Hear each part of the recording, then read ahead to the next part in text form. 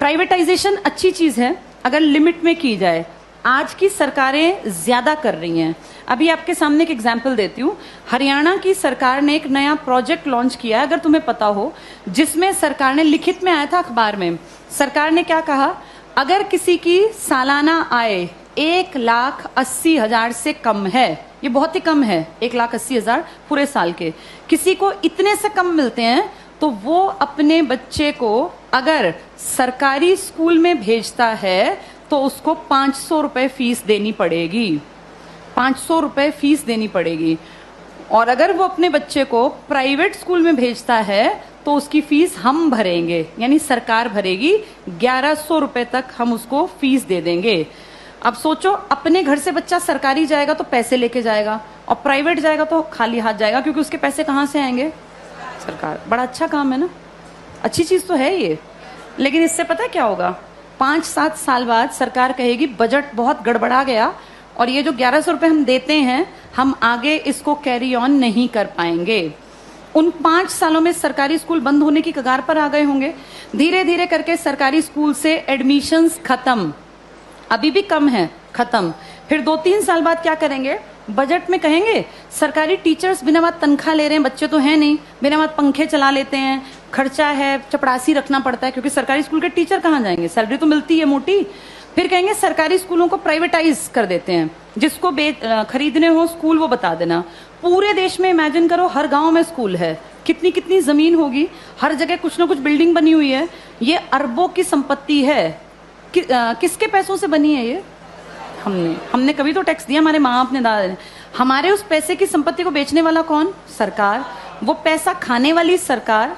उस पैसे का इस्तेमाल हमारे लिए थोड़ी ना करेंगे, हमें पता ही नहीं कहाँ जाएगा। सारे स्कूल कुछ सालों में देखना तुम, बड़े जो ये कैपिटलिस्ट लोग हैं ना, पूंजीपति, इनको ट्रांसफर हो जाएंगे। कारण यही होगा कि भैया हम तो मेंटेन कैसे करें, बच्चे नहीं आते यहाँ, हम कैसे करें? अब सारे बच्चे ढल गए प्राइवेट की तरफ, क्योंकि वो फ्री सोच रहे हैं इसको। वो सोच रहे हैं हमारी फीस कौन दे रहा है? सरकार।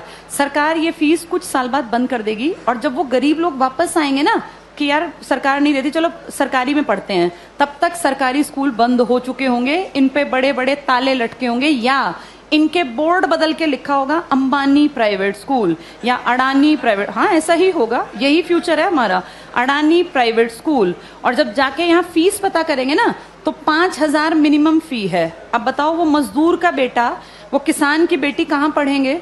सब चीजें इतनी महंगी हो जाएंगी आने वाले 5 से 8-10 सालों के अंदर कि तुम्हारे देखते देखते चीजें बहुत ज्यादा बदल जाएंगी। और सरकार निजीकरण का, जो लोग पक्षधर है ना, जो कहते हैं निजीकरण अच्छी चीज है, निजीकरण अच्छी चीज है अगर चीज ऐसी हो जिसको अमीर लोग इस्तेमाल करते हैं। भाई ये एरोप्लेन है, अमीर ही जाता है इसमें बैठ के, कर दो प्राइवेटाइज, हमें कोई दिक्कत नहीं, बेच देते एयर इंडिया, दिक्कत नहीं है। लेकिन प्रॉब्लम वो है जिस चीज का इस्तेमाल कौन करता है? गरीब। और तुम उसको प्राइवेट कर रहे हो। जैसे गरीब के पास ऑप्शन भी तो नहीं है ना। भाई एरोप्लेन में बैठने वाला 12,000 की टिकट ले, चाहे 20,000 की, उसकी जेब पे ज्यादा फर्क नहीं पड़ता। पर बस में चलने वाले आदमी जो रोज बेचारा 10 रुपए बचाने की सोचता है, अगर तुम टिकट 10 की जगह 50 की करोगे तो वो तो बेचारा मर गया, वो कैसे जीवन जिएगा? तो जो प्राइवेटाइज कहते हैं ना अच्छी चीज है, अमीरों वाली चीजों को प्राइवेटाइज कर दो, कोई दिक्कत नहीं है। जो बेचारा गरीब मुश्किल से जीवन यापन करता है, उसकी चीजें क्यों प्राइवेटाइज करा रहे हो? और सरकार अब जो अगली नजर रख रही है ना, वो शिक्षा पे है। तुम्हारे ये स्कूल कुछ सालों में सारे जानबूझ के डूबते हुए दिखाए जाएंगे। ये सब चीजें ना इतनी प्लानिंग से होती हैं कि पता नहीं चलता कैसे चीजों का स्तर पहले धीरे धीरे धीरे गिराया जाता है और ऐसे दिखाया जाता है काम नहीं कर रहे, काम नहीं कर रहे। आज की डेट में किसी इंडियन से पूछो सरकारी स्कूल का क्या हाल है, तो वो 100% क्या कहेगा कि बहुत बकवास, कुछ पढ़ाई नहीं होती।